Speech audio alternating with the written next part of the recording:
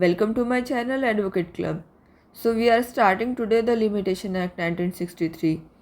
The object of this act to consolidate and amend the law of the limitation for the suit and other proceeding and for concepted purpose. Law of limitation is procedural law. What kind of a law? Law is a procedural law.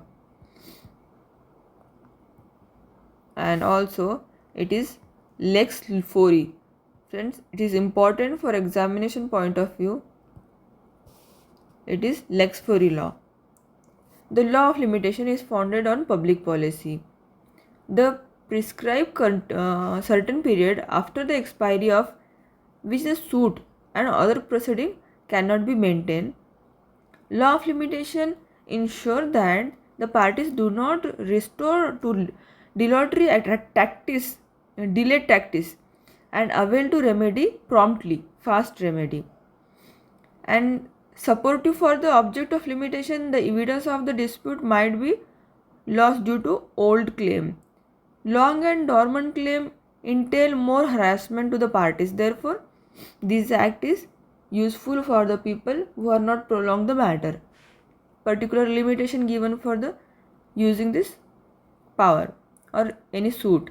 And nature of the limitation, law of limitation is procedural law and it does not create or extinguish the right except under section 27.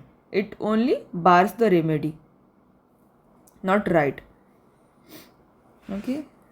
Then our first section is short title, extent and commencement. This act may be called Limitation Act 1963. It extends to whole of India. After abrogation of 370 article of the Constitution in the year 2019, it extends now to whole of India. It shall come into force on such date as the central government. It is central law. It means it enumerated in the Schedule 7 of Constitution in concurrent list. Union list. And by notification in the official gazette appointed. And what this 1st January 1964 is the date of commencement. And it is enumerated in Union list in 7th schedule of the Constitution. Then second clause, second definition, section 2 of the Limitation Act defines all terms. Certain definition, few important ones are decided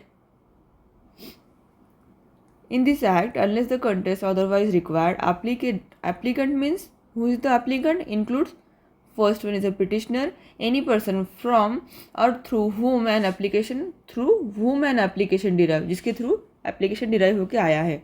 His right to apply. Any person whose state is represented by the applicant as executor, administrator और other representatives. Representatives जो भी होंगे वो person भी applicant में include होते हैं. Next definition, application includes petition. Application includes petition, that's it. Bill of exchange include hundi and check. Bond includes any instrument whereby person oblige himself to pay money to another. क्या करता है person? Money another को pay करने के लिए oblige होता है, उसको bond बोलते हैं. On condition that the obligation shall be void if. कैसा void होगा? कब? If a specified act is performed or is not performed as the case may be. कब void होता है? जब कुछ specifically बोल के रखा है कि perform करना है या perform नहीं करना है तब. Defendant include any person from or through whom defendant derives his liability to be sued. जो defend करता है in short. Any person who is state or represented by defendant as executor, administrator or other representative. जो representative होते हैं वो भी इसमें include हो गए.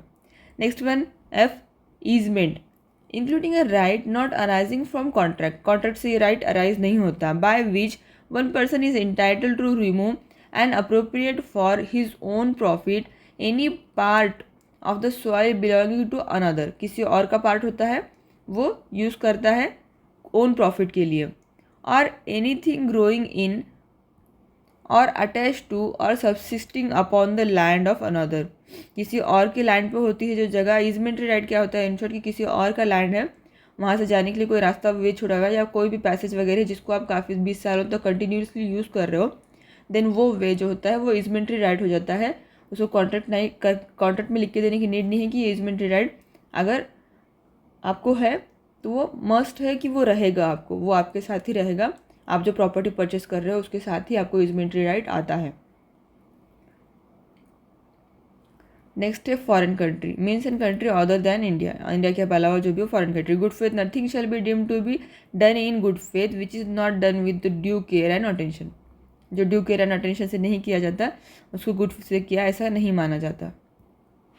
Plaintiff, plaintiff includes any person from through whom plaintiff derives his right, जिसके through right derive करता है प्लेंटिफ उसको बोलते हैं plaintiff. Any person who state represented by plaintiff, executive, administrator and other representative, representative through करता है तो वो प्लेंटिफ भी सेम है, डिफेंडेंट सेम है, हमने देखा friend.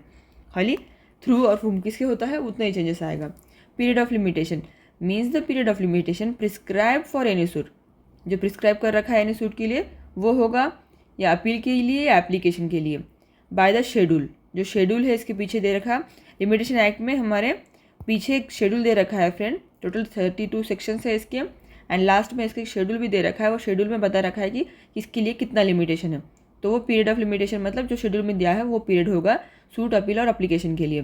Prescribe period means the period of limitation commuted in accordance with the provision of this act, जो इस एक्ट की तरह बताता है प्रोविजन के तहत उस तरह से होगा।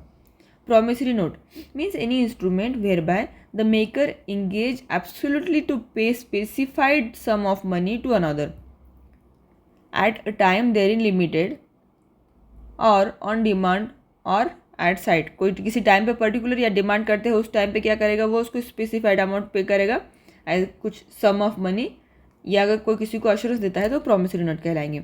अब सूट, ये सब हम देखते हैं फ्रेंड कि सिविल प्रोसीजर कोड में भी हमने देखा है कि ये जो जिसके डेफिनेशन हम देख रहे हैं ये सिविल प्रोसीजर कोड में भी बहुत सारी जगह यूज़ होते हैं, सूट, प्लेंटिफ, डिफेंडेंट, लेकिन वहाँ पर उसका मीनिंग डिफाइन करके नहीं रखा हुआ है, तो यहाँ पर वो डिफाइन है फ्रेंड, ये सेम यूज़ में आता है। तो नेक्स्ट क्या है हमारा suit, suit does not include, negative term आया है फ्रेंड, तो इस टाइम पर ज़्यादा ध्यान रखना पड़ता है क्वेश्चन में, इस तरह के क्वेश्चन बनते हैं। डज नॉट इंक्लूड, क्या इंक्लूड नहीं होता सूट में, अपील इंक्लूड नहीं होता और एप्लीकेशन इंक्लूड नहीं होता है सूट में, उसके अलावा सूट में सब इंक्लूड होता है। ओके, टॉर्ट, टॉर्ट मीन्स क्या है, सिविल रॉन्ग है friend, tort is a civil wrong, we all know about the tort. हम लोगों को LLB में था टॉर्ट जो सब्जेक्ट था, वहाँ पर हमने देखा था कि tort is a civil wrong, इतना तो अच्छे से याद है सबको। Which is not exclusively the breach of contract और the breach of trust, exclusively breach of contract या ब्रीच ऑफ ट्रस्ट नहीं होता है जो टॉर्ट होता है, सिर्फ एक सिविल रॉन्ग हो सकता है। ट्रस्टी, यहाँ पर भी निगेटिव टर्म आया फ्रेंड, याद रखिए, नॉट इंक्लूड, कौन इंक्लूड नहीं होता ट्रस्टी में, तो बेनामीदार और मॉर्गेज जो होता है, remaining in possession after the mortgage, जो मॉर्गेज का टाइम है वो ख़त्म हो गया उसके बाद भी वो अगर पोजेशन में है उस टाइप का मॉर्गेज जो होगा वो ट्रस्ट में नहीं आएगा, और बेनामीदार जो पर्सन होता है वो भी ट्रस्टी के डेफिनेशन में नहीं आएगा। हैज़ बीन सेटिस्फाइड और a person in wrongful position, जो पर्सन है वो रॉन्गफुल पोजीशन में विदाउट टाइटल रह रहा है वो भी ट्रस्टी नहीं कहलाएगा। 3 पर्सन है इसमें याद रखने के लिए फ्रेंड, याद रखिए, 1 आता है बेनामीदार, सेकंड आता है मॉर्गेजी आफ्टर पोजीशन कंप्लीट होने के बाद भी अगर वो नहीं निकल रहा है, और थर्ड आता है रॉन्गफुल पोजीशन में जो विदाउट टाइटल रह रहा हो वो पर्सन। चलिए फ्रेंड आज के लिए हम यहीं रुकते हैं, हमने पूरे जितने भी डेफिनेशन है हमारे लिमिटेशन एक्ट की वो देख ली है। आज हमारा जो नेक्स्ट चैप्टर है limitation of suit, appeal and application, वो हम अपने नेक्स्ट चैप्टर में देखते हैं। Thanks for watching, please share, subscribe and like to my channel.